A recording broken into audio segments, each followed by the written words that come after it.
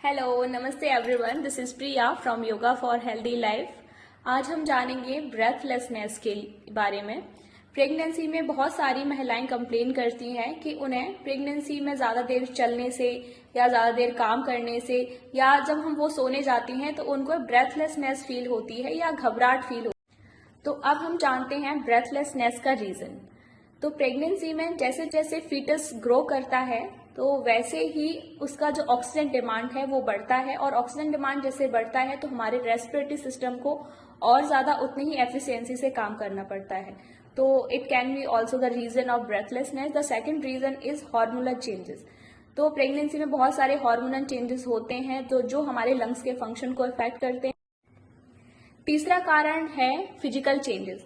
तो जैसे जैसे बेबी यूटरस में ग्रो करता है फिजिकल चेंजेस भी होते हैं हमारे इंटरनल स्ट्रक्चर में। जैसे बेबी बढ़ेगा तो हमारे लंग्स पर एक प्रेशर क्रिएट करता है जो हमारे लंग्स के फंक्शन को इफेक्ट करता है और ब्रेथलेसनेस इससे हो सकती है।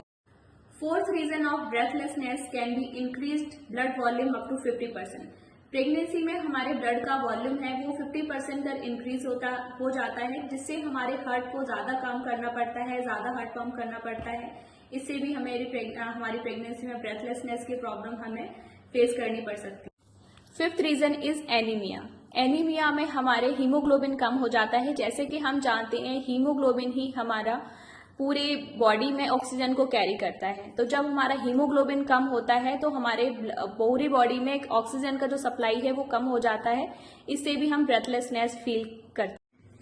तो अब हम जानते हैं उस प्रैक्टिस के बारे में जिससे हम ब्रेथलेसनेस को कम कर सकते हैं। योग में एक प्रैक्टिस है जिसे हम एब्डोमेन ब्रीदिंग कहते हैं, या हिंदी में इसको हम कहते हैं उदरीय श्वसन। तो एब्डोमेन ब्रीदिंग में हमें क्या करना है, जिस भी पोस्चर में आप कंफर्टेबल फील कर रहे हैं बट कोशिश करनी है कि आपकी पीठ सीधे रहे। तो अपने दोनों हाथों को अपने बेबी बम पर रख सकते हैं या फिर ज्ञान मुद्रा में भी रख सकते हैं। आपको सांस भरते हुए अपना पेट फुलाना है। while inhaling you have to just raise the tummy out। हल्का सा पेट आपको फुलाना है और सांस को छोड़ते हुए हल्का सा पेट अंदर करना है। अंदर का मतलब आपको पेट एकदम सिकोड़ के अंदर नहीं करना है, स्लाइटली मूवमेंट होगा आपके पेट का। सांस भरते हुए पेट बाहर, सांस छोड़ते हुए पेट अंदर। तो इसमें हमें कोशिश करनी है कि आपके इनहेल और एक्सहेलेशन का जो रेशियो है वो 1:2 रहे। लेकिन अगर आप शुरुआत में प्रैक्टिस कर रहे हैं तो ट्राई टू कीप इट 1:1। तो अगर आप 3 काउंट में सांस ले रहे हैं तो 3 काउंट में ही छोड़ने का प्रयास करें। जैसे मैं एक बार करके दिखाती हूँ। दोनों हाथ पेट पर रखकर सांस भरेंगे और मन में काउंट करेंगे 1, 2, 3, और सांस छोड़ते हुए आपको मन में काउंट करना है 3, 2, 1।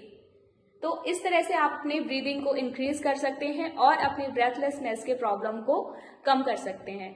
Thank you everyone.